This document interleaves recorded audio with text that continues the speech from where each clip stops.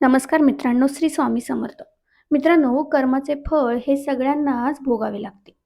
मुलगा बनून, मुलगी बनून, जावई बनून आणि सून बनून आपल्या आयुष्यामध्ये कोण येतं, ज्यांचं आपल्या आयुष्यामध्ये काही घेणं-देणं असतं तेच लोकं येतात.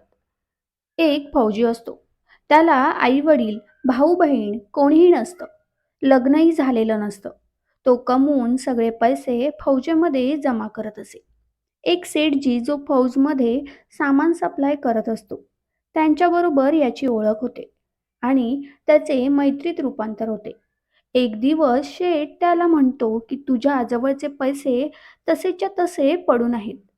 तू जर ते पैसे मला दिले तर ते मी धंद्यात गुंतवेन आणि त्या पैशाचा नफा येऊन पैशांमध्ये वाढ येईल.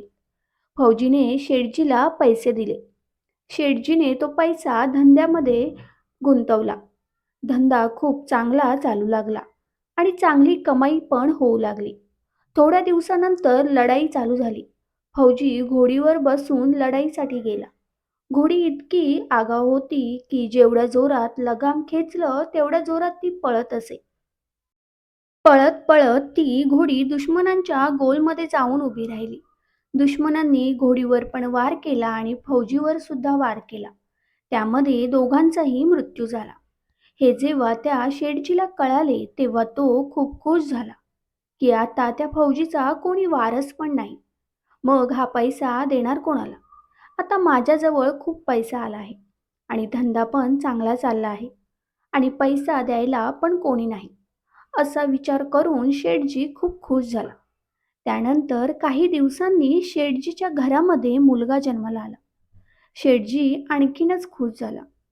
त्याने विचार केला, परमेश्वराची खूपच कृपा आहे आपल्यावर. खूप पैसा पण मिळाला, धंदा पण चांगला चालू आहे. आपल्याला मुलगा पण झाला आणि पैसा मागणारा पण आता परत कधीच येणार नाही. त्यामुळे शेठ खूपच खुश झाला. तो मुलगा अभ्यासात खूपच हुशार होता. चांगला समजूतदार पण होता. शेठजीने त्याला चांगलं शिकवलं, मोठं केलं. मुलगा शिकून मोठा झाल्यानंतर शेठजीच्या मनात विचार आला, की मुलगा आता मोठा झाला आहे. तो आता आपला धंदा पण चांगला सांभाळेल.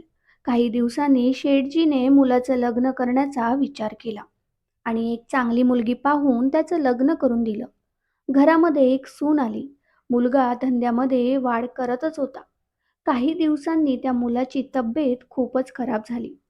शेठजी प्रत्येक डॉक्टर असो, हकीम असो, वैद्य असो, मुलाच्या काळजीने सगळ्यांकडे त्याला घेऊन जात होता.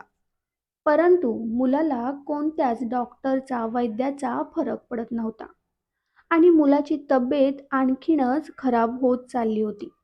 शेठजीचा पैसा पण वाया गेला आणि मुलाचा आजार वाढतच होता. त्याला कोणत्याच औषधाने फरक पडत नव्हता. शेवटी डॉक्टरांनी सांगितलं की या मुलाचा आजार बरा होऊ शकत नाही. 2 दिवसातच हा मुलगा मृत्यू पावेल. डॉक्टरने असे सांगितल्यानंतर शेठजी खूप निराश झाला आणि तो मुलाला घेऊन रस्त्याने चालला होता. तेव्हा त्याला रस्त्यात एक माणूस भेटला व त्याने विचारले, "काय शेठजी, एवढे दुःखी होऊन का चाललात?" शेठजी त्याला म्हणाला की हा माझा मुलगा तरुणपणातच आजारी पडला. मी विचार केला की हा माझ्या म्हातारपणाचा आधार बनेल, पण तो लग्न झाल्याबरोबर आजारी पडला. मी याच्यासाठी खूप पैसा खर्च केला. डॉक्टरने जेवढे पैसे मागितले तेवढे मी दिले. पण आज डॉक्टरने मला सांगितले की हा मुलगा वाचणार नाही.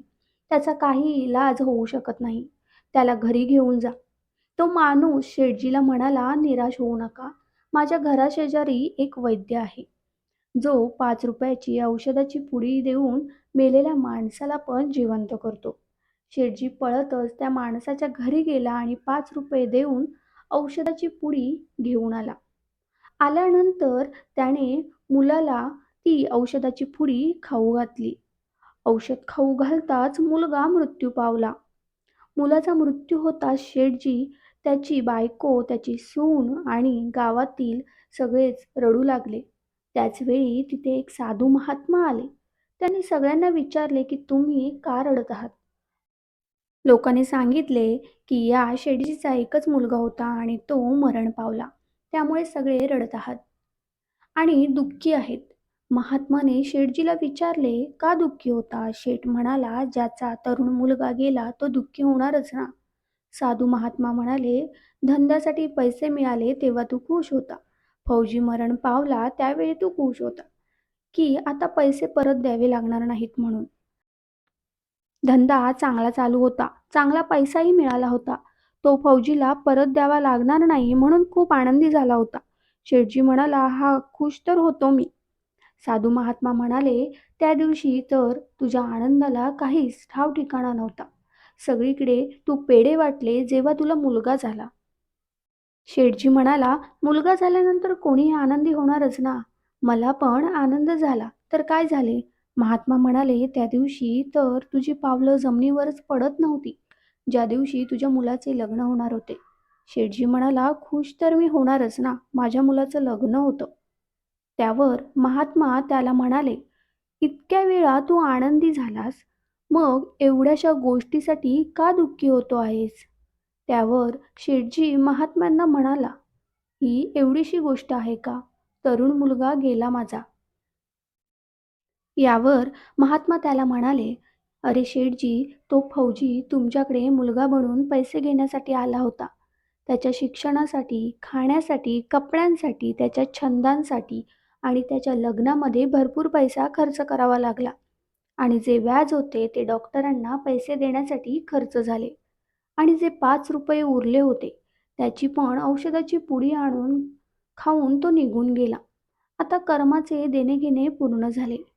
शेठजी साधू महात्म्याला म्हणाला, माझ्याबरोबर तर कर्माचे देणे-घेणे होते ते पूर्ण झाले. माझ्याबरोबर झाले ते झाले.